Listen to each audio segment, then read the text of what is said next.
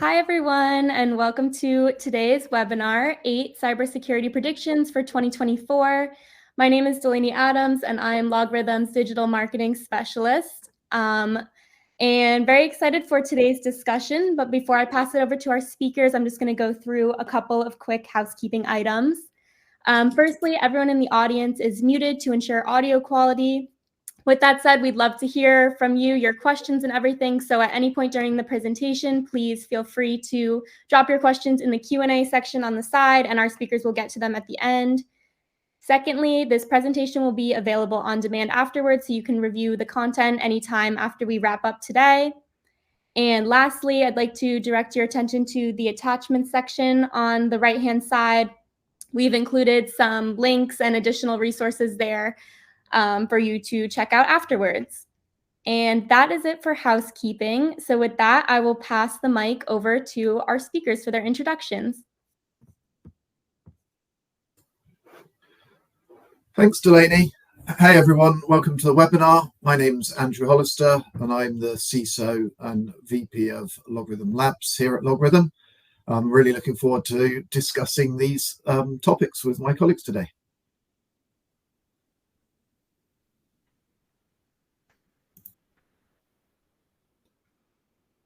Unfortunately, we can't hear you, Kevin.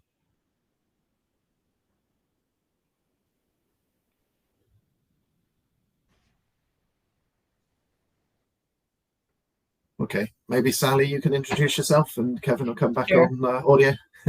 We've been having some trouble with Bright Talk this morning. So my name is Sally, and I'm a senior threat research engineer with LogRhythm. I put out a lot of our threat detection content. So I'm happy to join you all here. Thank you for coming. Okay, Kevin, have we got you on audio yet? No, still not working. Okay, so Kevin's our deputy CISO, and I think we'll probably crack on into the main content now, Delaney, and hopefully we'll solve the audio problems as we go. Yes, perfect. I'll work on those right now. Thanks. Okay, so to jump right into this, obviously we've made a number of predictions for 2024, and the first of the ones that I've made is really around generative AI.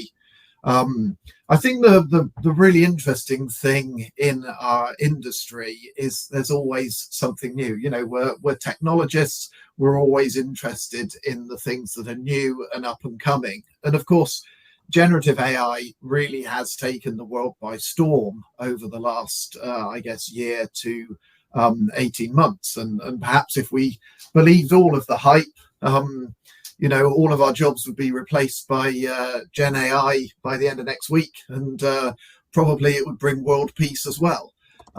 So much for the hype.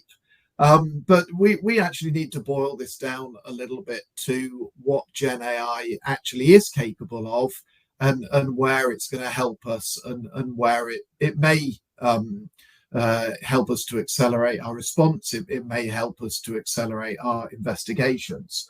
But as I look at this, I really see a great opportunity for generative AI to act more as a augmentative technology, and that's to say, let's take, for example, an experienced SOC analyst. We know that analyst burnout is a real thing, and an analyst can get drowned with many alarms, and perhaps not so enormous amount of context around those alarms.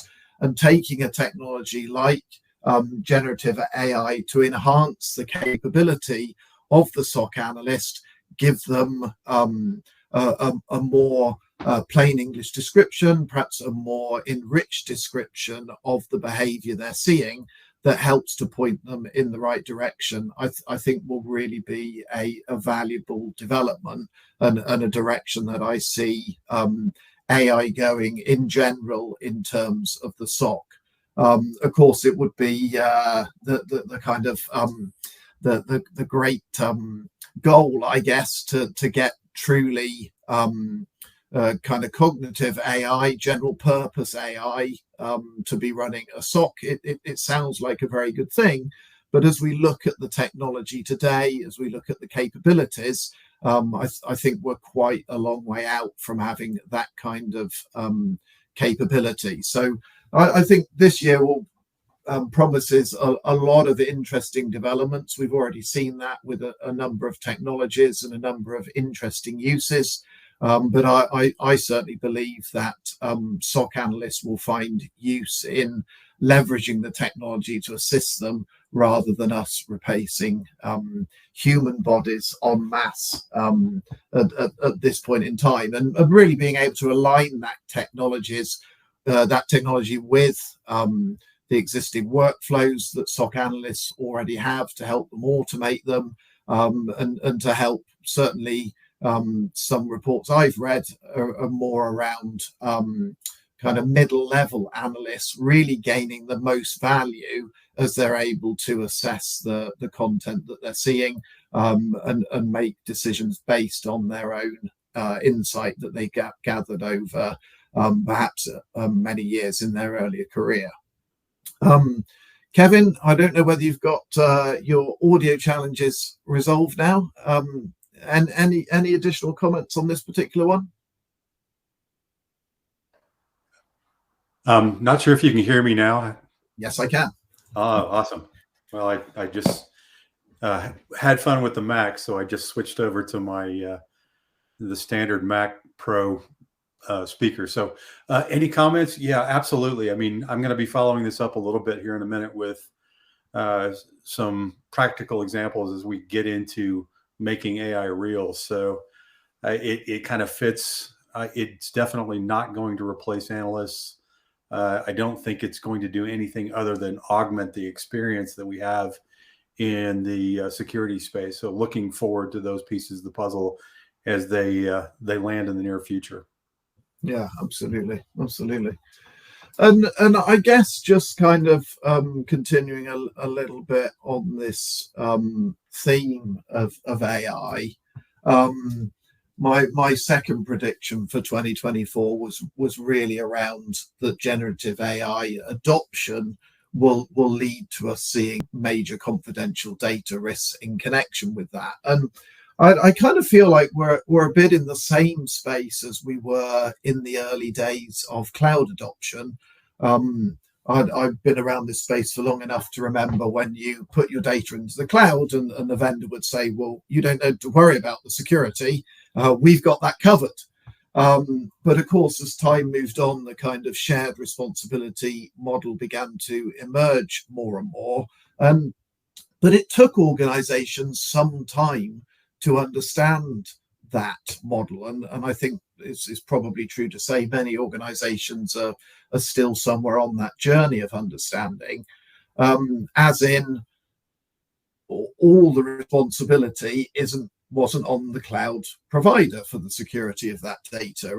And generative AI and the technologies that are available to us for Gen AI are really sitting in a very similar kind of position. The vendor themselves, of course, are responsible for the security of the platform, but I, as a user of that technology, are responsible both for the data that I put into that platform, and for the prompt engineering and all that kind of thing. What am I actually asking, and what is the content of the questions that I'm asking as it relates to my organization's IP, as it relates to PII types of information, and so on. And it's quite interesting to see how as prompt engineering as a discipline has begun to evolve over the last year or so. We're also seeing the same on the threat actor side, where threat actors are playing with prompt engineering to see, how can I get this, very much in the same way as in the earlier days, threat actors were playing with things like SQL injection. Now threat actors are playing with prompt injection to see how can I get this to do something unexpected, to deliver me something that the designer of the system actually didn't anticipate. And I think we'll see a lot more activity there from threat actors on this along this line. And of course, as generative AI, it uses massive data sets. Those are pulled from a number of different places. As we continue to use it with our own internal organizational information, the opportunities and risks around that data being either maliciously or inadvertently exposed to outside of the organization, of course, grow exponentially. So I certainly shall be surprised if we don't see a fairly significant confidential data breach during the course of 2024 as a result of the adoption of generative AI. Sally, you're thinking along similar kind of lines when it concerns these technologies. We're likely to see significant breach this year. Oh, absolutely. And I kind of can't wait to see what comes out of this. I'm sure I'll get a laugh. But I don't think most people understand what generative AI is, and that when you enter into a prompt, you're giving away that information. When I just think about, at least some of my own family members and friends. So I think training is definitely needed around the workplace. I think we just had some on our training platform, which might be helpful to a lot of people. Yeah, no, absolutely, completely agree. It's that aspect of it, I think, is not well understood either by kind of the domestic consumer of Gen AI, or perhaps the business executive who thinks it might be useful to get a summary of their annual report or their board report, and so on and so forth, and that data is effectively being leaked outside of the company. Okay, all right. I think I'll turn this over to you now, Kevin. Do you want to take this next one? Sure. This follows along the lines of, is your project a security project, or is it a security program? And so as you're driving through your security program, it's not a one and done, right? You're going down the path of, I'm putting stuff in place, I'm getting a new SIM in place, I'm putting a new firewall in place, I'm doing all the things, I'm checking the box, and I reach a point where I'm done. And the answer is you're not really.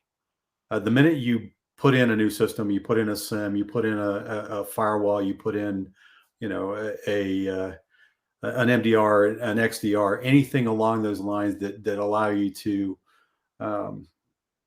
see what the security posture is of the organization, are you truly done? The answer is no. You really need to build your SIM out, make sure you have all the logs that you need, and then you need to be cognizant and aware of everything that's happening in the space today, right? So as threat vectors change, you need to be adapting your SIM, your firewall, to be able to catch those new threat vectors, making sure that all of those elements are in place. And people are going to stop. They're going to reach that point. They're going to say, man, I put in all of my logs, I put in all of my alerts, my alarms, I'm good to go. And somebody's going to come along behind them and say, yeah, but you haven't factored in this, whatever this is. And we've seen some thises that have occurred. Log4j is an example. They've got something out there. Move IT is another one, another gotcha that's occurred. And you're going to see more people that do silly stuff. They will make their program to be static. They'll tick the box, say we're done, and then they'll get breached. And I'm going to see that we're probably going to see several majors that get hit. Probably the most germane to this conversation, healthcare is as an industry that's 14, 15 years behind the times when it comes to security technology and security approach. The legal industry is another one that's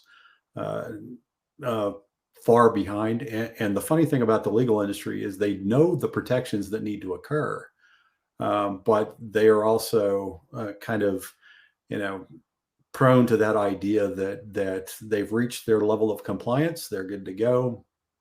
Great, they're going to get nailed. So I'll throw that back to you, Andrew, and maybe even to to you, Sally. I mean, you've got some context around what happens to people that forget that this is something that needs to evolve over time.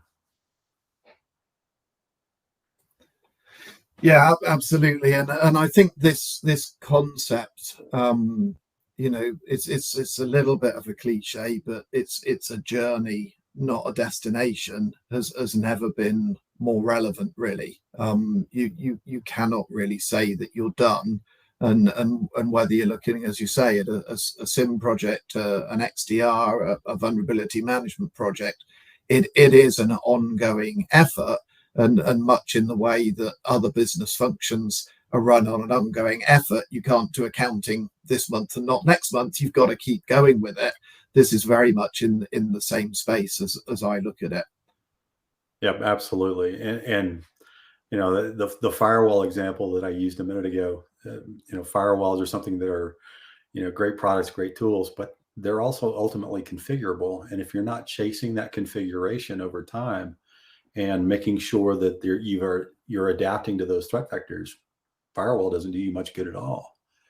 And so it's that balancing act that well, I'm going to tick the box. I'm going to buy a firewall.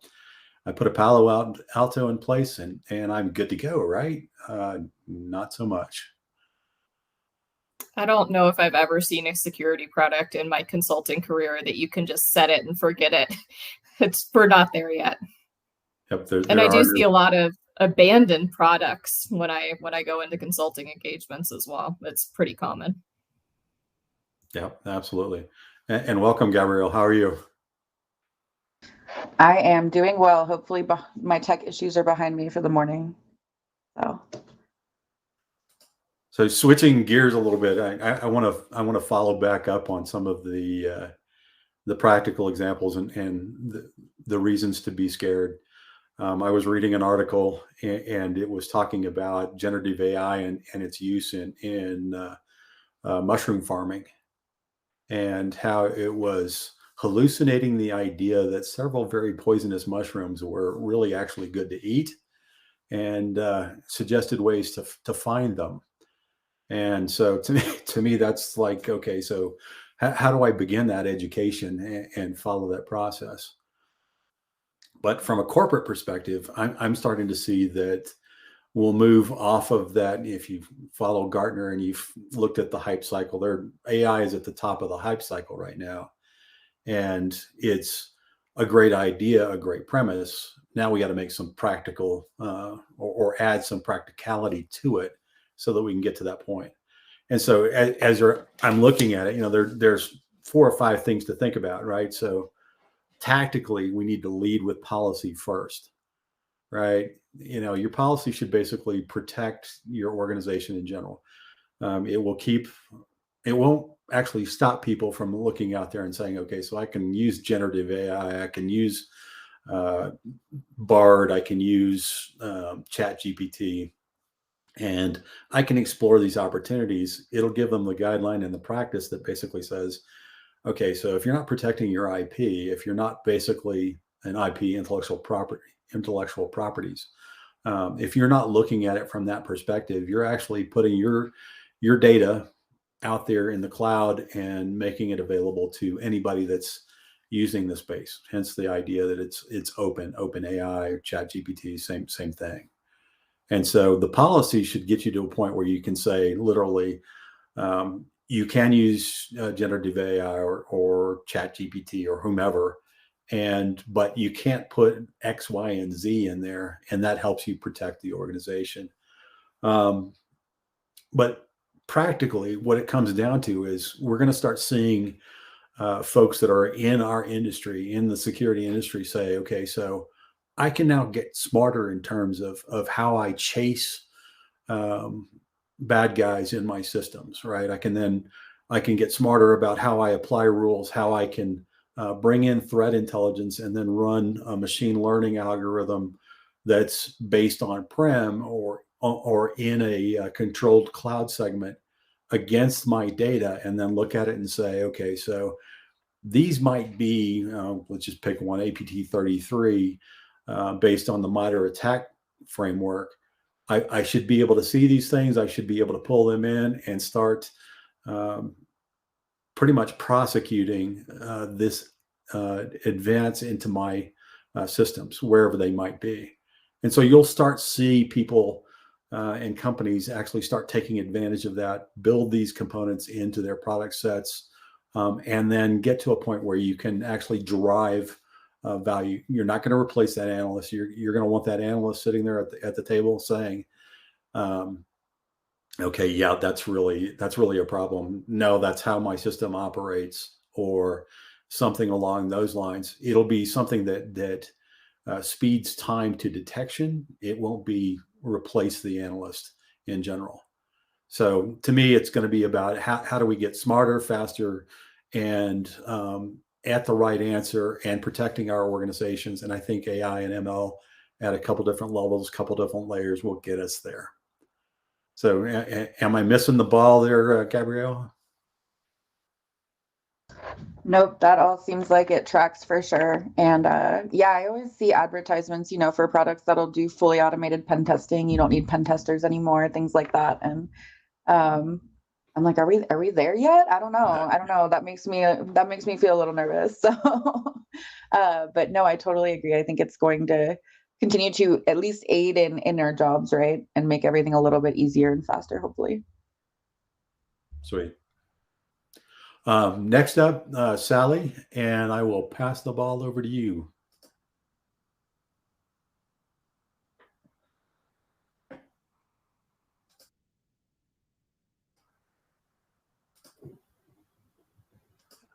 Hey, Sally, I just took you off mute. You need to start from the beginning. Thank you, Kevin. I forgot that. All right. So to clarify, there are a lot of different activities that a botnet can do, and AI can assist with all of them potentially, from your traditional denial of service attacks to spreading disinformation via social media. We've definitely seen some AI-controlled botnets already just scamming on social media. There was one not too long ago called Fox 8 that I think the University of Indiana discovered.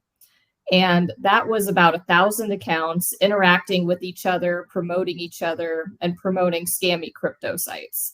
I also think it performs some light identity theft by taking people's pictures and using them for their own accounts. And I'm fairly sure that I've seen some of these scamming AI botnets on both WhatsApp and Telegram. So I think it's real safe to say that we'll see more scamming botnets like this in 2024. But it will be interesting to see if we see one that pops up just for maybe disinformation purposes, maybe involving the US election or one of the conflicts that are currently going on. AI botnets also have the potential to bypass CAPTCHAs and crack passwords. I've read a lot of studies that show that the botnets are way better at CAPTCHAs than humans are, a much higher level of accuracy in guessing those things correctly. AI also allows for a level of sophistication and hands-off operation for botnets that I think will make them more popular this year. I've seen a few for sale, and buying an AI-controlled botnet, whether it's for scamming or denial of service, really lowers the cost of entry knowledge-wise for criminals. Botnets also, in terms of denial of service and just attacks, they have the potential, not sure if we're quite there yet, to analyze targets and exploit vulnerabilities without being explicitly commanded to do so.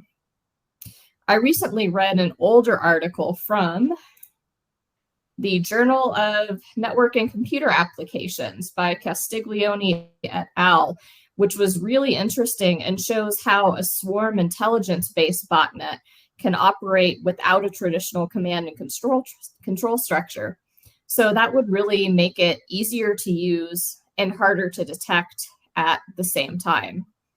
All this sounds really scary, and it is kind of scary. We're not quite there yet, but we're close.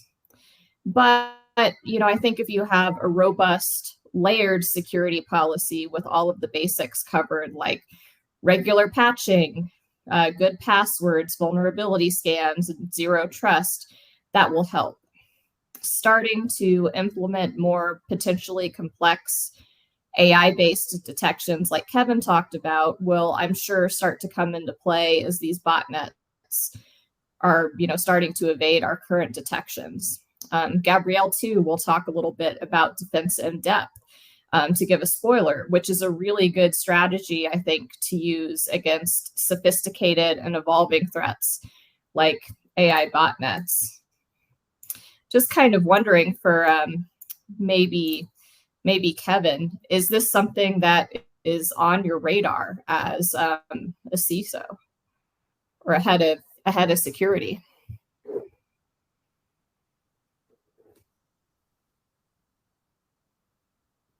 Oh, now you're on mute, I think.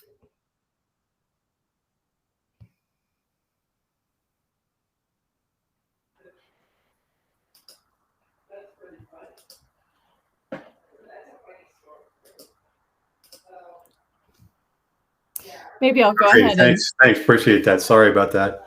No yeah, worries. it is actually on my radar. I'm looking at, how can we tag in some of these elements associated with both on the proactive side and the defensive side on, chasing after botnets and making sure that those elements are thought through and quantified, both from a protection perspective and then how can we use them, right? So how do we take it to that next level and build our own little bot army on the side of defense and play against that realm? There's no reason why we shouldn't. Our adversaries are taking advantage of it. Why not us? Yeah, absolutely. All right, let me move on to my next one here. I'll see if I can change the slide. All right. So this one is a pretty safe bet for me as far as predictions are concerned. I do think it's worth bringing up, though, because as the meme illustrates, user error is so easily devastating. Even if you have the best SOC team and the best security products that money can buy, phishing activity is still increasing and it's getting more sophisticated. So now with AI, anyone can generate a grammatically correct, fairly convincing phishing email, and people are people. And no matter how many users you have and how much training you have, somebody's just going to click on it. That's just kind of a fact of life that I've learned. What you can do is require that employees complete security training on a recurring basis so that what they learn stays somewhat fresh in their minds, and also to make sure that you're not necessarily shaming them so that, they're going to come to security and that they're going to talk to you when a mistake does occur. Threat detection is a real easy win here. One of my very favorite threat detection rules for finding a successful phish is also one of the easiest. Just look for authentications for countries that you shouldn't be getting authentications from, like Russia. If you see an alarm like that, respond quick, and you've caught an attack really early in a kill chain. People are always going to be the weak link, but with good logging and alarming, you can catch most successful phishing attacks early. Just use best practices for security, like least privileged accounts and logging your endpoints. There are also obviously other dumb things that users can do besides responding to phishing, like putting confidential information into generative AI prompts or using some random script that they find on the internet. I mean, going back to Andrew's prediction again, I can't wait to see, if any classified data gets entered into generative AI. Again, recurring training, visibility of your endpoints and your network, and threat detection should really help you here. Pretty simple. Anyone else have anything to add?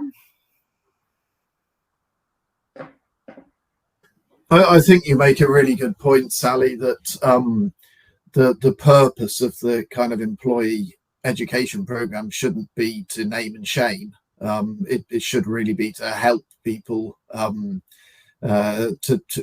kind of do the right thing. And be a continuing education piece, and I think there's perhaps a little bit of little bit of a tendency in the industry to kind of blame the user, but actually we need to put the user in a program of continuous education and provide them guide rails, provide them guidance and policies that can help them to do the right things. But I do agree this is pretty much a slam dunk that human error will continue to be the top vulnerability. Yep, definitely a no-brainer here. All right, so I will turn it over. I think, Gabrielle, it's you now. So here we go. Awesome. I don't know about you guys, but my slides are kind of showing up broken, but it's okay. The text is there, and that's what matters. And they look good on my end. Yeah, okay, good. They're showing up broken on mine, so I'm glad that the text is at least there.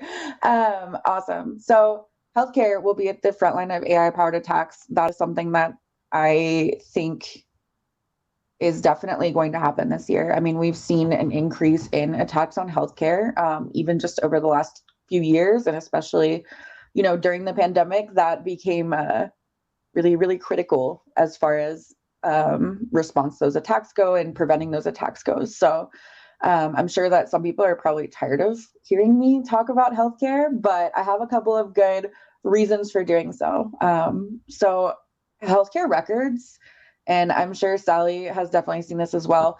Healthcare records will go for up to $250 on the black market. Payment card info and PII right now currently sell for around $5. So you get a lot more money if you're selling someone's health record versus their payment card info or their personal information. It also has a lot longer shelf life. Individuals are a lot of times unaware that their medical records are out there somewhere. It's not as easy to kind of track as, oh, somebody used my credit card. It's a lot harder to say, oh, somebody used my medical record for something. So they're really valuable to hackers because data can be used in a lot of different ways.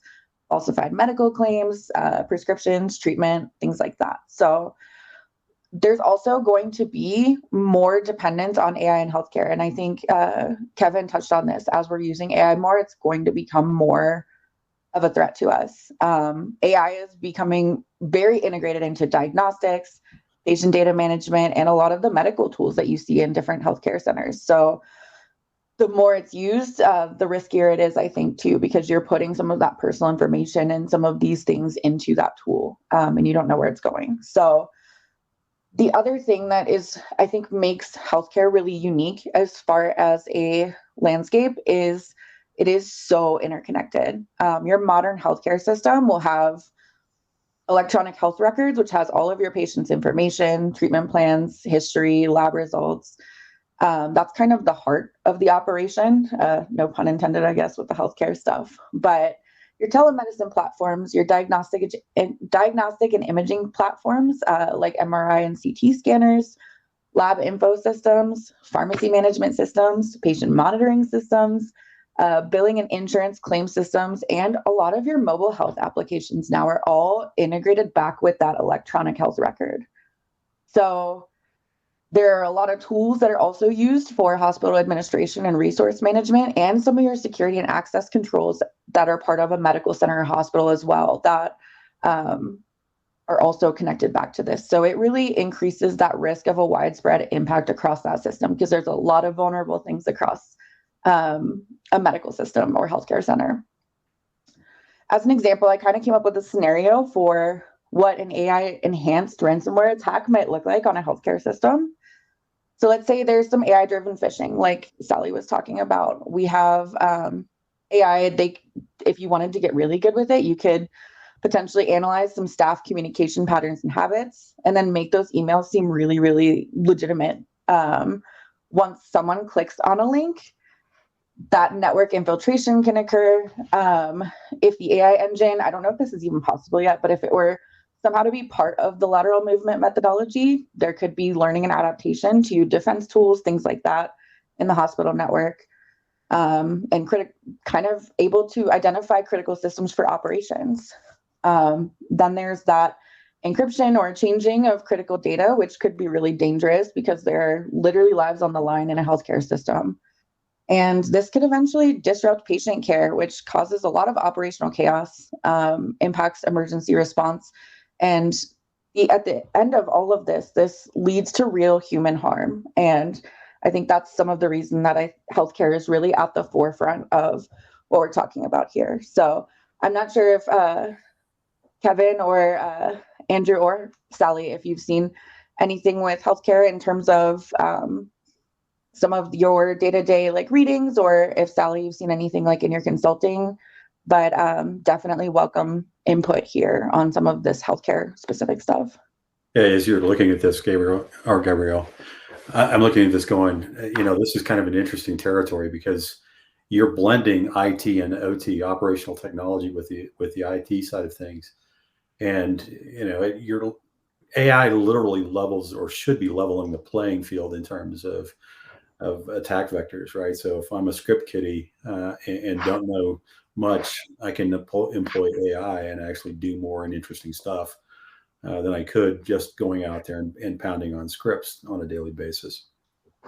But the blending of IT and OT is kind of the interesting point, specifically when it comes to healthcare, because you mentioned it a minute ago, you can do real harm, right? So if I can get into the back end systems and I can actually manage the diffuser pump that's doing stuff with a patient's medication, I can literally hurt that person. I can harm that person.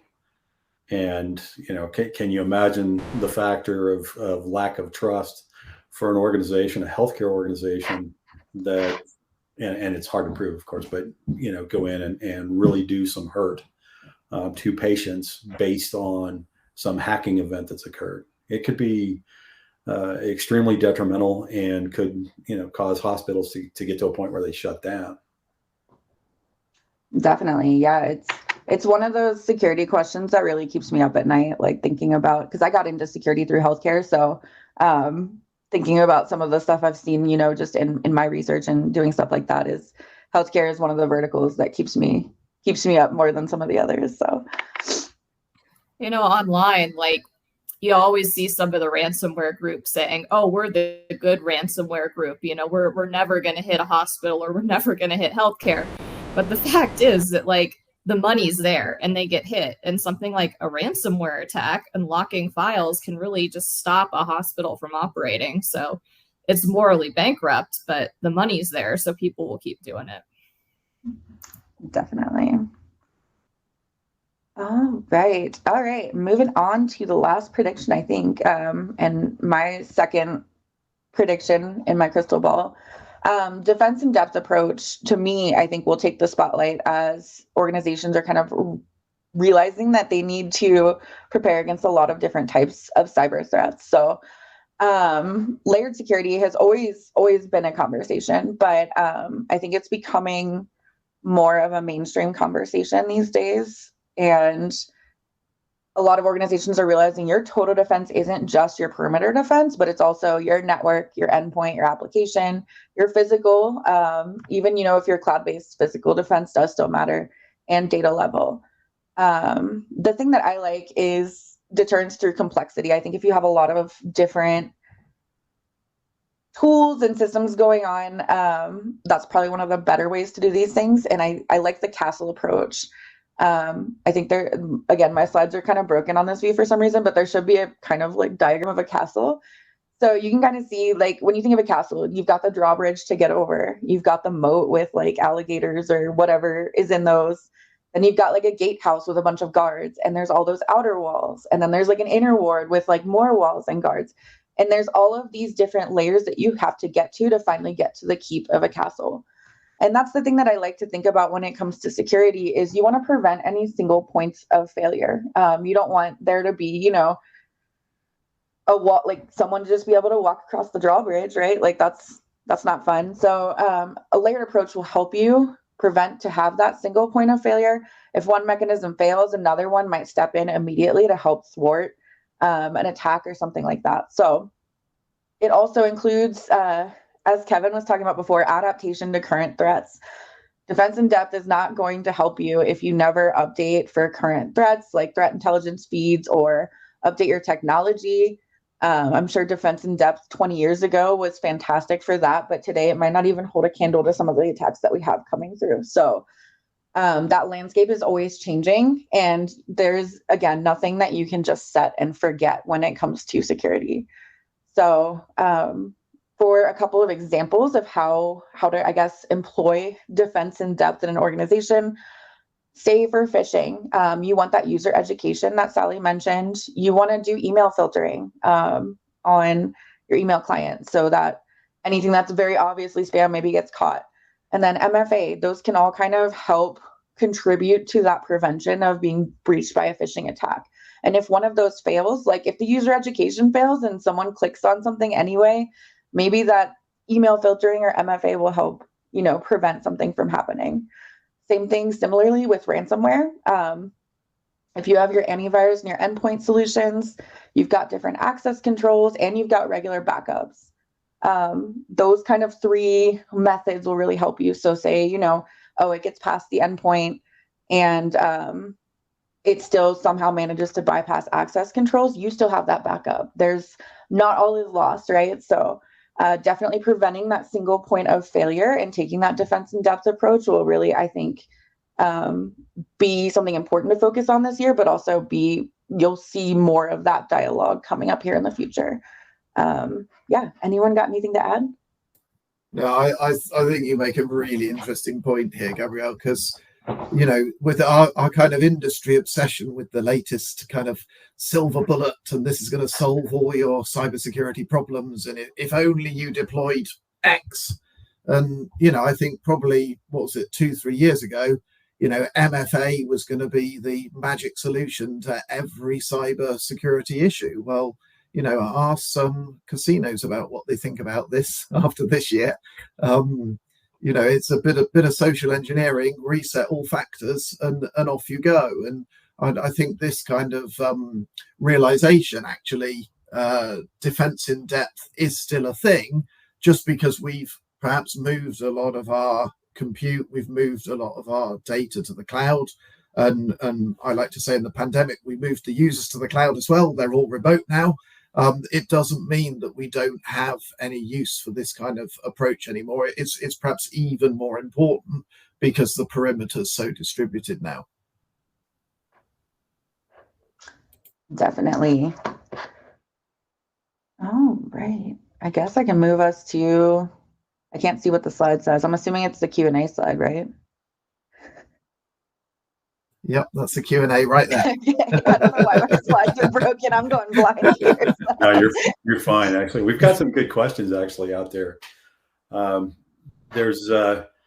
start with the last question first, and that was from Victor, and he's looking at the open question as to whether we are seeing the elevation of CISOs to senior levels of organizations based on some of the challenges that companies are seeing at the SEC level. And I'd say Andrew has an embarrassment of riches because he already sits at that level, talks to the board on a regular basis. But how do you see that occurring across the space, Andrew? Yeah, I mean, this is almost a webinar by itself, isn't it? This subject around where information security should sit, where cybersecurity should sit, and whether this is a C level that should be reporting directly to the CEO, and so on and so forth. There's a lot to unpick here, but I think as things have developed over the last few years, it's become clear that CISOs need to be much more closely aligned to the business. And I guess there's kind of two sides to this question. Does the CISO bring to the table the business skills that are needed in order to, for example, make a case to the board for additional investment in cybersecurity without taking the, let's try and bring them into a panic to get them to spend route, but actually to take the board with you on a cybersecurity journey. So I think we'll see more of this, and probably not least as we see the SEC kind of, as the questioner asks, about holding individuals more accountable. I think this will tend to bubble up within the corporate organization more. But again, I think this puts a responsibility on CISOs to be even more attentive to the fact this isn't just a technical role. It needs to mix both business, technology, and risk questions together to be successful at that level. No, spot on. I always liken this to kind of a language lesson, right? You need to be able to speak at the CEO and board level, but you also need to be able to cross the boundaries back into the tech community as well, because both sides of the equation need to fit. But in order to be at that C level, and sometimes even reporting to the board, you need to be able to make the language adjustment so that you can describe adequately in kind of kitchen English what it means to be safe and secure. The next question is actually kind of interesting. It's a balancing act, right? What are the most used tactics and techniques for attacks and for defense going into 2024? And I'll pitch that over to Sally and Gabrielle. I don't know why I keep doing that. Sorry, Gabrielle. It's all good.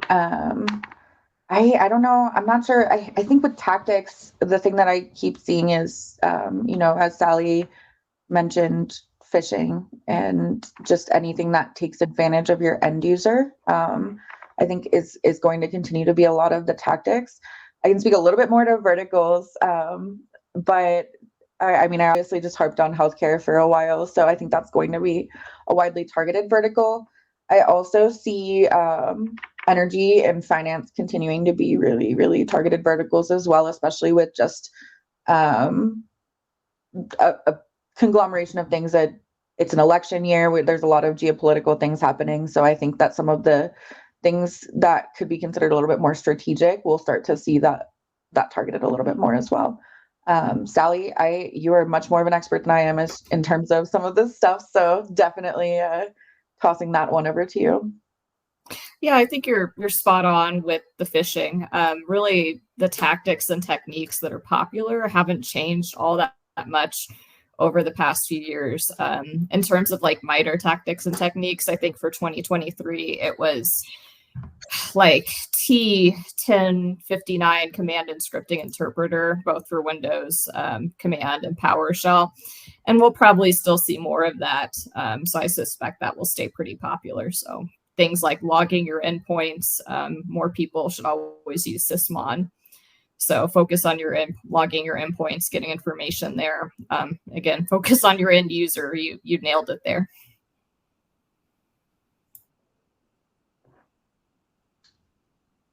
I think that's it as far as questions go.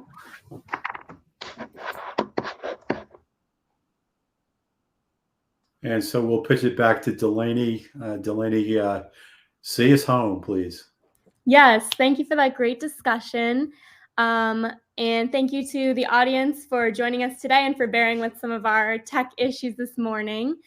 If you do think of any additional questions that you would like to chat with us about, please feel free to reach out at info@logrhythm.com, or you can connect with us on any of our social platforms here. And as a final reminder, please be sure to check out the attachments section. There's some great resources and some links back to some other things to check out on our website that we'd love for you to see. So I think that is it. Thank you again, everyone, and have a great rest of your day. Thanks, everyone. Thanks. Bye.